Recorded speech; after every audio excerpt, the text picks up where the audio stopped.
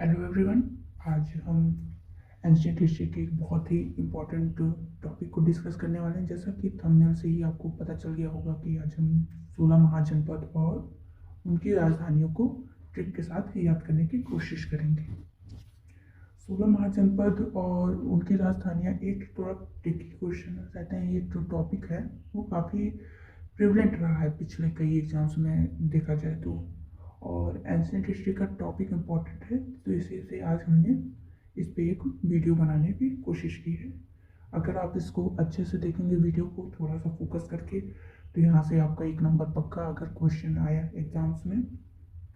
तो हम महाजनपद को जाने या फिर उनके राज्य को याद करें उससे पहले हम थोड़ा सा महाजनपद क्या है, उनके स्रोत कहाँ हैं और कहाँ से वो हमें मिले, इनके बारे में थोड़ा सा आइडिया ले लेते हैं। तो बुद्ध का जन्म के 6वीं शताब्दी ईसा पूर्व में भारतवर्ष 16 महाजनपदों में बटा हुआ था। इसकी जानकारी हमें जो बौद्ध ग्रंथ अंगुत्तर निकाय है उससे मिलती थी। और अगर बात करा जाए तो ये महाजनपद बने कैसे, तो इसके बारे में भी थोड़ा सा बात कर लेते हैं। अगर बात की जाए वैदिक काल में, तो समाज की सबसे छोटी इकाई कुल थी। कुल यानी कि जो एक फैमिली होती थी उसके मेंबर्स मिलकर क्या बनाते थे, कुल। कुल से विश्व बनता था और विश्व से जन बनते थे। कुल से विश्व बनते थे, कुल यानी कि परिवार, और उससे फिर उसके बाद जन बनता था, विश्व से जन, जन से जनपद और जनपद से महाजनपद। तो हम फिर से एक बार रिकॉल करते हैं। हमें सबसे पहले किससे जानकारी मिलती है, बौद्ध अंगुत्तर निकाय से मिलती है। ये बहुत इंपॉर्टेंट है, प्लीज़ आप इसको मार्क कर लीजिएगा कि हमें 16 महाजनपद की जानकारी कहाँ से मिलती है, बौद्ध ग्रंथ अंगुत्तर निकाय से। और ये 16 महाजनपद भारतवर्ष डिवाइड था। और ये महाजनपद बनते कैसे हैं, सबसे पहले कुल हुए, कुल से विश्व, विश्व से जन, जन से जनपद, और जनपद के कई ग्रुप से महाजनपद बने। आप एक बार इस मैप में भी देखिए कि ज़्यादातर जो हमारे महाजनपद हैं वो नॉर्थ इंडिया में दिखाए गए हैं, सिवाय एक को छोड़ के, जिसको हम आगे बात करेंगे कि कौन सा क्या बोलते हैं महाजनपद जो साउथ इंडिया में, लेकिन मोस्ट ऑफ द जो दिखाई देंगे आपको इस एरिया में दिखाई देंगे, ये नॉर्थ इंडिया में। चलिए हम अपने आगे वीडियो लेक्चर को स्टार्ट करते हैं और राज्य और उनकी राजधानियों को याद करने की कोशिश करते हैं विद ट्रिक्स। अगर बात की जाए हमारे सबसे पहले राज्य की, तो वो अंग है। अंग, राजधानी चंपा। अगर वर्तमान स्थिति की बात की जाए तो भागलपुर, बिहार। इसकी ट्रिक है, हमें अपने अंग को चमका कर रखना चाहिए। जैसा कि आपको एक छोटा सा बॉय दिख रहा होगा और ये अपने अंग को बहुत चमका चमका के साफ कर रहा है। तो अंग से हम किसको याद कर सकते हैं, रिलेट कर सकते हैं, अंग यानी जो हमारी स्टेट है यानी राज्य, और चंपा से किसको हम याद कर सकते हैं, चंपा। तो इसे एक बार हम इस ट्रिक को माइंड में दोहराते हैं, हमें अपने अंग को चमका कर रखना चाहिए। अंग से अंग, राज्य, और चंपा से चंपा, इसकी जो कैपिटल है। आई एम श्योर आपको याद हो गया। आप इस कार्टून को अगर माइंड में याद रखे रहेंगे तो आपको ट्रिक याद करने में ज़्यादा प्रॉब्लम नहीं होगी। तो अंग से अंग, चंपा से चंपा। चलिए हम दूसरे राज्य की राजधानी को चेकआउट करते हैं। हमारा जो दूसरा राज्य है मगध, और इसकी राजधानी राजगिरी और गिरिव्रज। 2 राजधानियां बताई गई, इसलिए मैंने दोनों को यहाँ पर मेंशन किया है। इसकी ट्रिक है, राजमग से पानी गिराता है। मैंने यहाँ पर तीनों को लिया है, तीनों वर्ड को ऐसी ट्रिक बनाई है कि जिसमें तीनों वर्ड इंक्लूड हो जाए। राज यानी राज जो है राजगिरी, मग से मगध, पानी गिराता है यानी गिरी से गिरिव्रज। तो ये जो छोटा सा लड़का दिखाई दे रहा है रेड कलर का जो शर्ट पहना हुआ है, ये क्या कर रहा है, इसका नाम राज है समझिए, और ये क्या कर रहा है, मग से पानी गिरा रहा है। ठीक, तो राजमग से पानी गिराता है, राज से राजगिरी, मग से मगध, गिराता से गिरिव्रज। फिर से एक बार हम ट्रिक्स को समझते हैं। राजमग से पानी गिराता है, राज से राजगीर, मग से मगध, गिराता से गिरिव्रज। प्लीज़ आप इसको एक दो बार याद करने की कोशिश करेंगे अपने माइंड में। जो कार्टून है उनको माइंड में बैठाने की कोशिश करें, आप इन्हीं के थ्रू ज़्यादा याद करने में सफल होंगे। चलिए हम नेक्स्ट स्लाइड पे अपने मूव करते हैं। हमारा जो तीसरा राज्य है वो है काशी। इसकी राजधानी वाराणसी और वर्तमान स्थिति की बात की जाए तो उत्तर प्रदेश। वैसे तो ये बहुत ज़्यादा ही फेमस, बात की जाए तो उत्तर प्रदेश की एक one of the famous city है काशी वाराणसी। और लेकिन अगर आपको याद नहीं हो रहा है तो इसलिए मैंने ट्रिक बनाई, बाकी ये सबको पता ही होता है। अगर देखा जाए तो इन दोनों की जो लास्ट में वर्ड हैं उनके दोनों के लास्ट में क्या आ रहा है, सी आ रहा है। काशी में भी हमें सी की साउंड आ रही है और वाराणसी में भी हमें लास्ट में सी की साउंड आ रही है। तो हमारी ट्रिक यही है कि दोनों के अंत में किसकी साउंड आएगी, सी की। ठीक, काशी इसमें भी सी, वाराणसी में भी सी। ट्रिक में भी क्या बताएगा, दोनों के अंत में किसकी साउंड आ रही है, सी की आ रही है। तो ये बहुत ईजी, आई थिंक ये सबसे ज़्यादा ईजी ट्रिक रही होगी और ये सबसे ज़्यादा ईजी महाजनपद है जिसकी राजधानी हम बिना याद करे भी काफ़ी लोगों को पता होगी। अगर हम बात करें हमारा जो चौथा राज्य है वो है बस राजधानी कौशाम्बी और इसकी वर्तमान स्थिति प्रयागराज है। इसकी ट्रिक हमने बनाई है, वत्स, वत्स यानी कि लड़का, वत्स जो अम्बे को पूछता है, वत्स, वत्स से वस्त्र, राज, वत्स ये जो है राज्य हमें पता चल रहा है। वत्स यानी कि लड़का, इसको पता ही होगा सबको। वत्स मतलब लड़कों को बोलते हैं, बालक या फिर उनको डिफाइन करने के लिए हम वत्स बोलते हैं। तो जो ये लड़का है वो किसको पूछता है, अम्बे। तो अम्बे, कौशाम्बी में आपको अम्बे की साउंड आ रही होगी हल्की सी, तो समझिए आप, वत्स जो अम्बे को पूछता है, वत्स वत्सराज, अम्बे से कौशाम्बी, वत्स कौशाम्बी। चलिए हम आगे मूव करते हैं।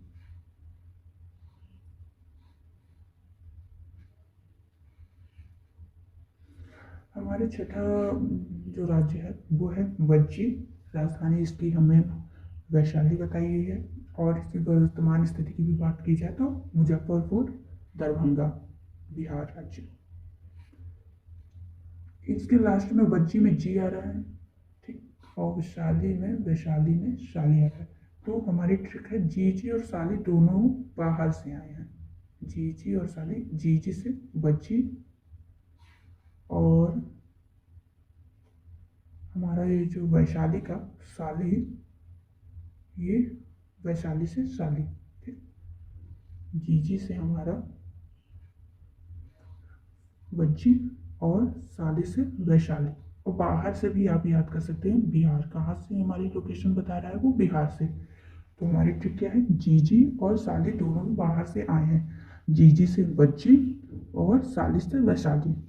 आई एम श्योर आपको ये समझ में आ गई होगी। ट्रिक को एक बार प्लीज़ अपने माइंड में आप रिमाइंड करते रहिएगा। इसको ज़्यादा याद करने की अगर कोशिश करेंगे तो याद नहीं होगी, बट आप इसको जब कार्टून को देखेंगे, इनको थोड़ा आइडिया लेते रहेंगे तो इनके, जैसे कि यहाँ पे दो लड़कियों को शो किया जा रहा है, तो एक जी है एक साली, ये दोनों कहाँ से आए हैं, बाहर यानी बिहार से आए हैं। ठीक, तो वज्जी से, चलिए जी से वज्जी और साली से वैशाली। चलिए हम नेक्स्ट अपने राज्य पर मूव करते हैं। हमारा अगला राज्य है कौशल, जिसकी राजधानी श्रावस्ती है और अगर इसकी वो प्रेजेंट लोकेशन की बात की जाए तो फैजाबाद, उत्तर प्रदेश। फैजाबाद को अभी अगर हम बात करें तो ये अयोध्या का एरिया होता है। तो आई थिंक ये क्वेश्चन रिलेवेंट है क्योंकि अभी राम मंदिर का मुद्दा भी चल रहा है, मंदिर बनने वाली है, तो ये क्वेश्चन आपके आने वाले एग्जाम्स में पूछे जा सकते हैं। तो कौशल की राजधानी श्रावस्ती, अगर प्रेजेंट लोकेशन की बात की जाए तो फैजाबाद यानी कि अयोध्या एरिया। इसकी ट्रिक है कुशल। कुशल मतलब होनहार, सभी को पता होगा कुशल यानी होनहार। तो कुशल लोग क्या होते हैं, बस्ती में रहते हैं। तो ऐसा नहीं है कि जो अमीर लोग हैं वहीं पर वो उनके अंदर टैलेंट नहीं होता, लेकिन मतलब मैं बता रही हूँ कि ज़्यादातर जो टैलेंट होता है, जो निचली वाली जो क्लास में होता है, वो अपने को दिखा नहीं पाते। तो यानी कि इसको समझिए, कुशल से कौशल और कौशल से कुशल हुआ यानी कि बस्ती से श्रावस्ती। इसको फिर आप समझने की कोशिश रिलेट करिए। कुशल से कौशल और बस्ती से श्रावस्ती। कुशल लोग बस्ती में रहते हैं। ठीक, चलिए हम आगे वाली अपनी स्लाइड पर मूव करते हैं।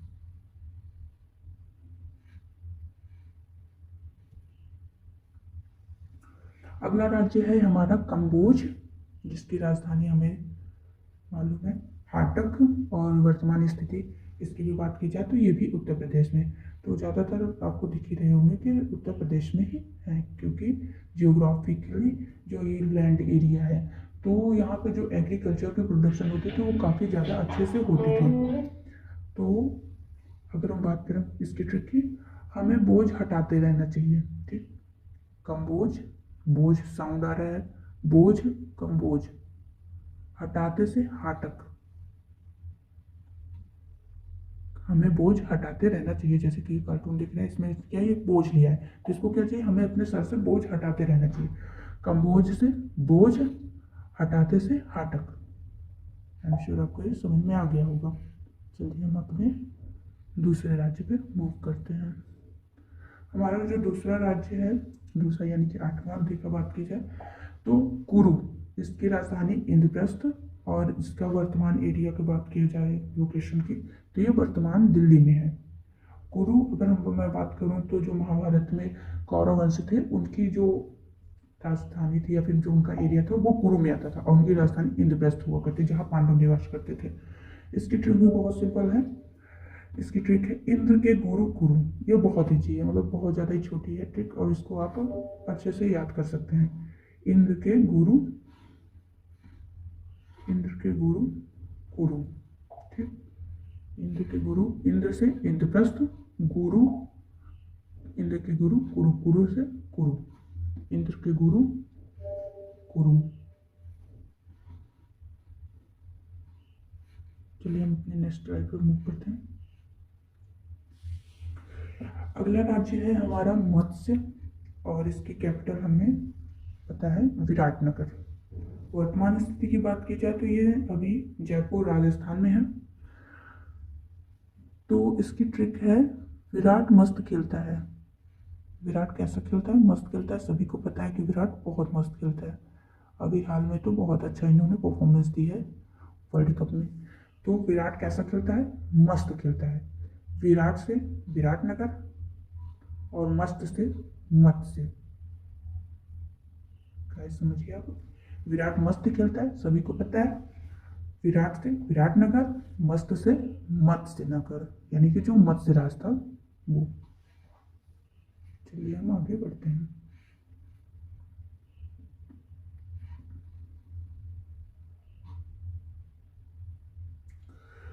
अगला राज्य है शूरसेन, राजधानी इसकी है मथुरा, और इसकी भी वर्तमान स्थिति मथुरा उत्तर प्रदेश।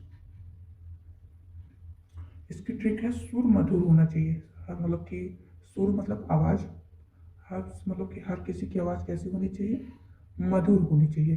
सुर से सुरसेन, और मधुर से मथुरा, दोनों को आप रिलेट करिए। सुर से सुरसेन, मधुर से मथुरा, सुर से सुरसेन, मधुर से मथुरा। ट्रिक क्या है, सुर मधुर होना चाहिए। सुर कैसा होना चाहिए, सुर को मधुर होना चाहिए। ठीक, चलिए हम आगे अपने स्लाइड पे बढ़ते हैं।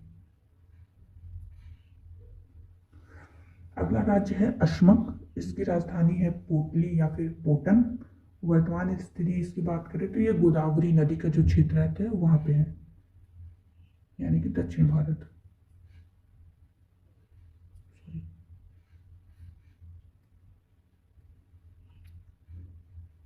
तो ये जो गोदावरी क्षेत्र है यानी नदी का जो क्षेत्र है, इसकी ट्रिक है, अश्व के ऊपर पोटली रखी गई है। अश्व यानी कि घोड़ा, अश्व यानी कि घोड़ा, इसके ऊपर क्या रखी हुई है, पोटली रखी हुई है। तो हमारी जो ट्रिक है, अश्व से अश्मक, अश्व से अश्मक, अश्व से अश्मक को रिलेट करिए। पोटली से पोटन। बात समझ में आ गई होगी आपको। आप लोगों को आई एम श्योर अश्व से अश्मक, पोटली से ओटन, यानी कि जो घोड़ा दिख रहा है हमारे पर, इसके ऊपर क्या रखी है, पोटली रखी है। ये रही इसकी पोटली, ये रहा घोड़ा हमारा। तो अश्व के ऊपर पोटली रखी, अश्व से अश्मक, पोटली से ओटन या फिर पोटली, जो भी बोलिए। अब यहाँ पर हम बात करते हैं इसकी वर्तमान स्थिति की। ये बहुत इंपॉर्टेंट टॉपिक है, मतलब ये वन ऑफ द मुझे लगता है कि इम्पोर्टेंट बिंदु है, क्योंकि ये क्वेश्चन पूछा गया है कि ऐसा कौन सा मात्र महाजनपद है जो साउथ इंडिया में है।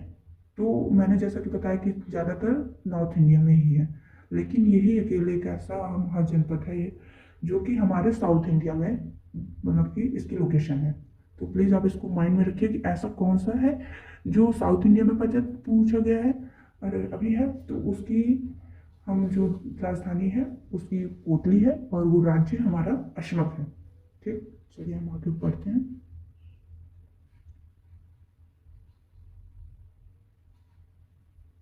हमारा नेक्स्ट राज्य गांधार है और इसकी राजधानी तक्षशिला है।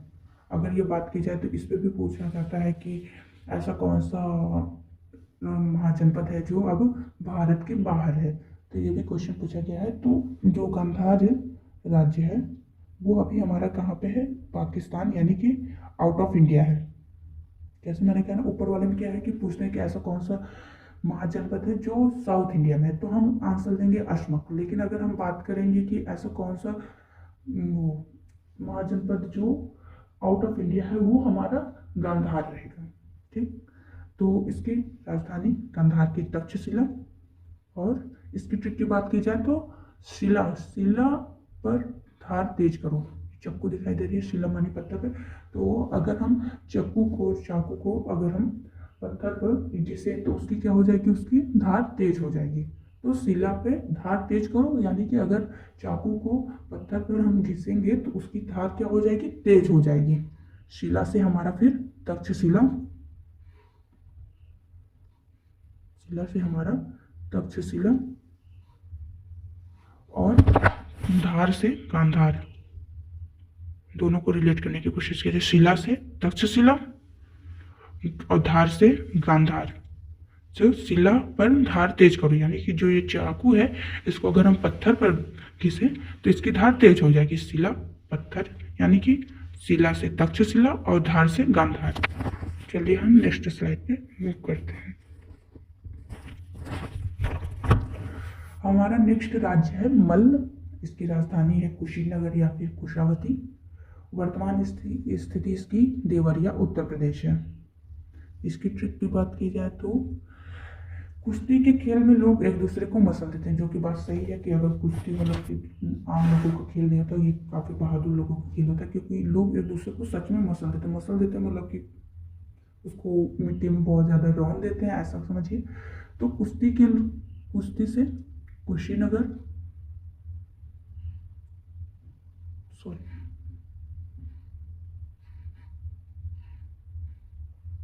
दूसरे स्लाइड पे आ गए थे। तो अगर हम बात करें तो कुश्ती के खेल में लोग एक दूसरे को मसल देते हैं। कुश्ती से कुशीनगर या फिर कुशावती, ये देखिए साउंड आ रहा है, कुशी, कुशावती और कुश्ती, तीनों देखिए मैच कर रहे हैं। कुश्ती से कुशीनगर या कुशावती और मसल से मल, इससे साउंड आ रही है मसल से मल, मल यानी मसल। कुश्ती के खेल में लोग एक दूसरे को मसल देते हैं।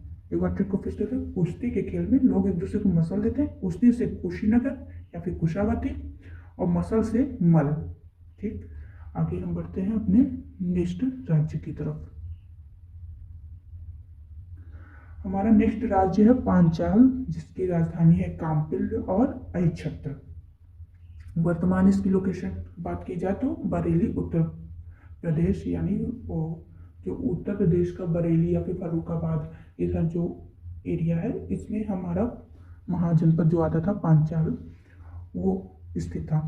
तो इसकी राजधानी काम्पिल और अहिच्छत्र। यहाँ पर एक इम्पॉर्टेंट बात है जो मैं बताना चाहूँगी आपको, कि जो ये अहिच्छत्र है ये उत्तर का पांचाल की राजधानी थी, और जो ये काम्पिल थी ये दक्षिण पांचाल की राजधानी थी। तो इसको थोड़ा सा आप लिख लीजिएगा कॉपी में अपने, नोट डाउन अगर कर रहे होंगे, कि उत्तर पांचाल की राजधानी अहिच्छत्र थी, लेकिन अगर हम साउथ पांचाल की बात करें तो उसकी राजधानी काम्पिल थी। ठीक, ये थोड़ा सा है जो टॉपिक मैं भूल गई यहाँ पर मेंशन करना, लेकिन आप इसको अपने कॉपी में नोट डाउन कर लीजिए। तो इसकी ट्रिक हम चलिए देखते हैं। 5 किलोमीटर चलने पे लोग कांपने व आहें भरने लगते हैं। 5 किलोमीटर चलने पर, 5 किलोमीटर चलने पे यानी कि पांचाल, साउंड आ रहा होगा आपको। 5 किलोमीटर चलने पर यानी पांचाल, और लोग कांपने, कांपने से कांपिल्य, और आहे से अहिच्छत्र। 5 किलोमीटर चलने पे लोग क्या करने लगते हैं, कांपने व आहे भरने लगते हैं। जैसे ये बुढ़ा आदमी है, अगर इसको 5 किलोमीटर कोई बोल दे कि चलो भाई आप चलो दौड़ो, तो ये अंकल जो है वो क्या करने लगेंगे, कांपने लगेंगे और आहे भरने लगेंगे। आहे मतलब कि एकदम थकान के कारण आवाज़ ऐसी इनकी सांस मतलब फूलने टाइप की लगती है। तो पांचाल से 5 किलोमीटर, और कांपने से कांपिल, और आहे से अहिच्छत्र। आई एम श्योर आपको ये समझ में आ गई होगी हमारी ट्रिक। चलिए हम नेक्स्ट स्लाइड पे करते हैं। अभी हमारे 2 और राज्य बचे हुए हैं। हमारा नेक्स्ट राज्य है चेदी, जिसकी राजधानी है शक्तिमती, और इसकी भी वर्तमान स्थिति की बात की जाए तो बुंदेलखंड, उत्तर प्रदेश। इसकी ट्रिक है, जिसमें शक्ति होगी वही पेपर में छेद कर सकेगा। इसको तो आप लोग सभी समझ सकते हैं कि जो भाई पढ़ा है वही पेपर में अपना गोल सेट कर सकता है। ट्रिक को फिर से समझने, जिसमें शक्ति होगी वही पेपर में छेद करेगा। ठीक, अगर हम बात करें पहले इसमें वर्ड को मैच करने की कि हमने किससे रिलेट किया। शक्ति से शक्तिमती, शक्ति से शक्तिमती, छेद से चेदी, या फिर चेद को ऐसे बोल सकते हैं, इसको साउंड कर लीजिएगा। जिसमें शक्ति होगी वही पेपर में छेद करेगा, यानी कि चेदी उसको छेद से रिलेट करेंगे और शक्ति को शक्तिमती से। और इसकी वर्तमान लोकेशन की भी बात की जाए तो बुंदेलखंड, उत्तर प्रदेश है। ठीक, फिर से इस बार ट्रिक को उसको समझने की देखा, जैसे कि अगर कोई बहुत ज़्यादा जिसके अंदर पावर होगी, वही देखा जाए तो अपने चाहे एम को लेकर हो चाहे गोल्स को लेकर, वही अगर मतलब वो स्ट्रिक्ट है अपने रूल्स को लेकर और वो डेडिकेशन दिखा रहा है, तो वही क्या कर सके, छेद करने का। यहाँ पर ये नहीं है कि छेद एकदम तो वही हो जाता है, लेकिन यहाँ पर वो अपने आप को मतलब जो गोल्स उसने सोचा है वो अपने लाइफ में वो अचीव कर पाएगा। तो यहाँ पर वो पेपर में छेद कर सकेगा, मतलब वो पेपर को पास कर पाएगा, या उस पेपर में उसको टॉप कर पाएगा, वो अपने पेपर को पास कर पाएगा। यहाँ पर वो मतलब निकाला जाएगा। अगर हम बात करें हमारे लिस्ट राज्य की, तो हमारा है अवंती, इसकी राजधानी है उज्जैन और महिष्मती। वर्तमान इसकी लोकेशन की बात की जाए तो मालवा, मध्य प्रदेश है। इसकी ट्रिक मैंने नहीं बनाई है, आप लोग प्लीज़ कमेंट सेक्शन में मुझे बताइएगा कि अगर आप लोग इसकी कोई ट्रिक बना सकेंगे। नो डाउट आप लोगों के भी ब्रेन अच्छे होंगे, तो आप लोग ज़्यादा अगर कमेंट में आएंगे सबके अलग अलग ट्रिक्स, तो उनमें से जो बेस्ट होगी मैं उसको कमेंट सेक्शन में पिन जरूर करूँगी। तो इस वजह से मैंने इसकी ट्रिक नहीं बनाई है, आप प्लीज़ इसको समझिए, याद कर लीजिएगा। बाकी सबकी मैंने ट्रिक बना दी है, लेकिन आप लोग इसको प्लीज़ याद कर लीजिएगा, क्योंकि ये भी इंपॉर्टेंट है 16 महाजनपद में।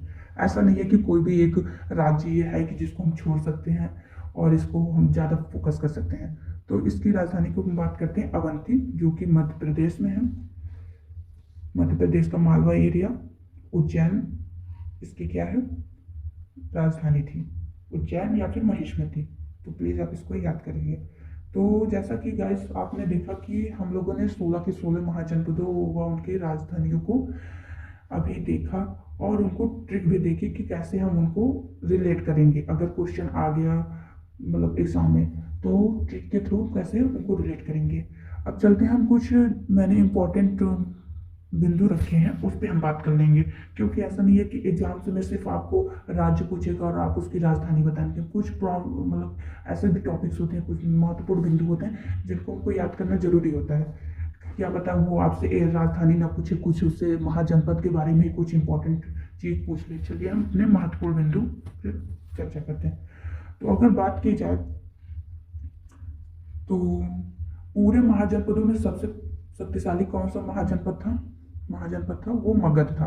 ये भी बहुत इंपॉर्टेंट है, और ये 5 पहाड़ियों से घिरा था। 5 पहाड़ियों से घिरा था, तो ये मतलब कि इसको ऑटोमेटिकली जियोग्राफिकली काफ़ी अच्छा इसका मतलब स्ट्रक्चर था कि लोग जो बाहरी शासक थे उस पर हमला करने से रुकते थे। तो ये ऑटोमेटिकली सेफ रहता था। इसी को इसका एडवांटेज हुआ कि ये बहुत पहले तो काशी था, मतलब कि महाजनपद सबसे शक्तिशाली, लेकिन काशी बाद में वीक हो गया थोड़ा, तो महागध जो था वो सबसे ज़्यादा शक्तिशाली बन के उभरा। इसकी सबसे ज़्यादा इसकी लोकेशन इंपॉर्टेंट थी, इसी वजह से उसको पर अटैक करना ज़्यादा टफ था। तो ये एक बहुत शक्तिशाली महाजनपद था। आप हिस्ट्री में भी देखे होंगे कि मगध के ऊपर भी जितने भी शासकों ने राज्य किया था उनकी ही बातें हुई थी, ठीक। तथा ये जो मगध महाजनपद था वो गंगा और सोन नदियों के मध्य के क्षेत्र में था, ठीक।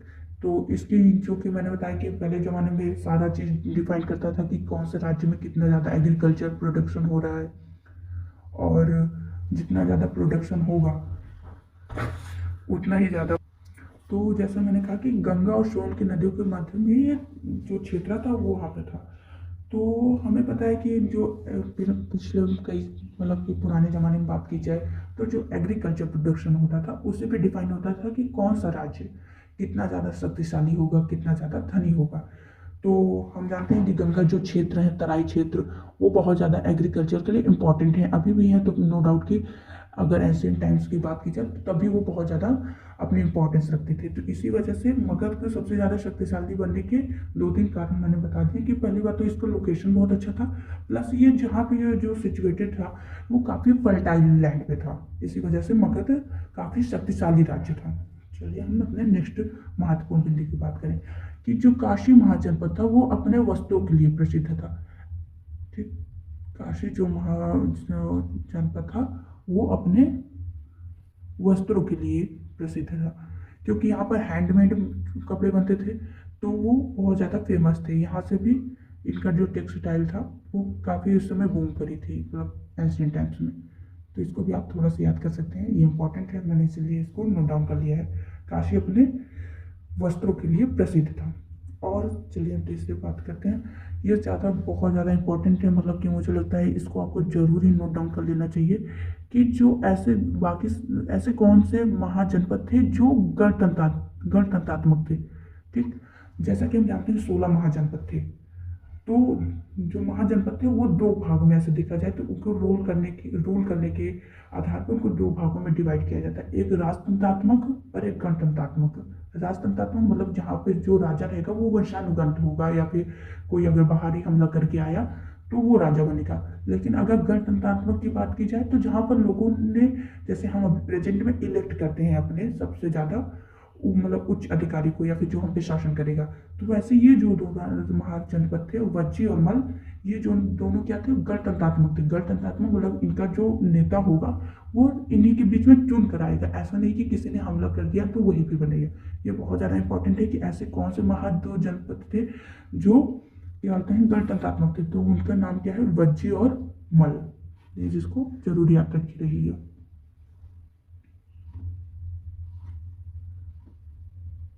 हमारा नेक्स्ट देखा जाए तो बिंदु है प्रमुख, यूनानियों के आक्रमण के समय फारसियों को पुरुषों और वस्तुओं की पूर्ति गांधार महाजनपद ने की थी, इसको भी हाईलाइट कर लीजिएगा।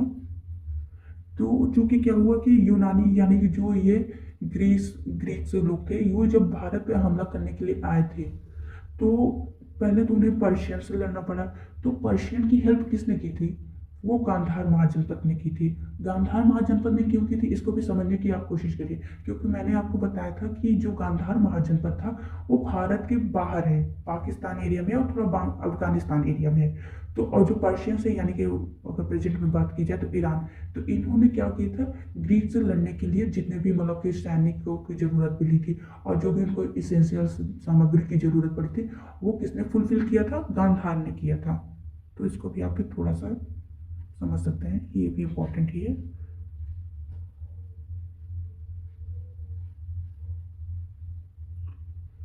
अब चलिए हम जैसे कि आगे बताया था हम लोगों ने सबसे पहली स्लाइड में कि बुद्ध ग्रंथ अंगुत्तर निकाय से हमें भी क्या मिलता है, 16 महाजनपद की जानकारी मिलती है, लेकिन जैन ग्रंथ भगवती सूत्र से भी हमें महाजनपद की जानकारी मिलती है। तो इसको भी आप समझ सकते हैं। अब सबसे ज़्यादा इम्पोर्टेंट ये भी है, इसको भी आप इम्पोर्टेंट ही समझिए कि अष्टाध्यायी जो कि पाणिनि द्वारा रचित थी, अष्टाध्यायी जो कि पाणिनि द्वारा रचित थी, इसमें 22 महाजनपद की बात कही गई थी। तो ये क्वेश्चन बना हुआ है एग्जाम्स में कि ऐसा कौन सा ग्रंथ है जिसमें 22 महाजनपद की बात की है। अगर 16 महाजनपद की बात की जाएगी तो हम क्या कहते हैं ऑप्शन अंगुत्तर निकाय को लगाएंगे, लेकिन अगर 22 की बात की जाएगी तो हम अष्टाध्यायी को लगाएंगे जो कि पाणिनि द्वारा रचित है।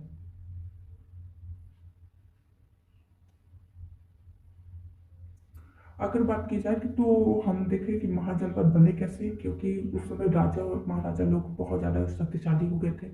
चूंकि अब शक्तिशाली हम मैंने पहले ही बता चुका कि यह उस समय का शक्तिशाली होने का सबसे ज़्यादा इम्पोर्टेंट ये था कि कौन कितना ज़्यादा उपज कर रहा है, किसके पास कितनी अच्छी फर्टाइल लैंड है। तो उस समय क्या हुआ कि जब बहुत ज़्यादा लोगों ने क्या कहते हैं उत्पादन स्टार्ट कर दिया, तो उसमें क्या कहते हैं अब राजा को टैक्स लेना था। तो टैक्स लेने की सबसे ज़्यादा जो इम्पोर्टेंट प्रणाली बन गई थी वो कौन से अवधि में बनी थी, वो महाजनपद अवधि में बनी थी। ठीक, तो ये कुछ महत्वपूर्ण बिंदुएं हैं जिनको आप समझ सकते हैं कि मैंने अलग से जानकारी के तौर पर दे दी है, जिन्हें अपनी इस ट्रिक्स को 1-2 बार जरूर रिमाइंड में करेगा। नो डाउट कि 2-3 दिन बाद लोग ट्रिक्स को भूल जाते हैं, लेकिन आप 1-2 बार ट्रिक्स को जरूर देखते रहिएगा, या फिर वीडियो पे आकर ही आप इसको 2-3 बार 1-2 बार देखेंगे तो समझ में आ जाएगा आपको और अच्छे से, और ट्रिक्स आपके माइंड में कहीं ना कहीं बच जाएंगी। तो फिर से thanks for watching and please like and subscribe my channel. बहुत मेहनत लगी है लेकिन चलिए कोई भी नहीं, हमें भी याद होता रहता है, आपको भी याद होता रहेगा। आई एम श्योर आपके लिए ये वीडियो बहुत यूजफुल रहेगी होगी। Thank you for watching again. Thanks, bye bye, Tata.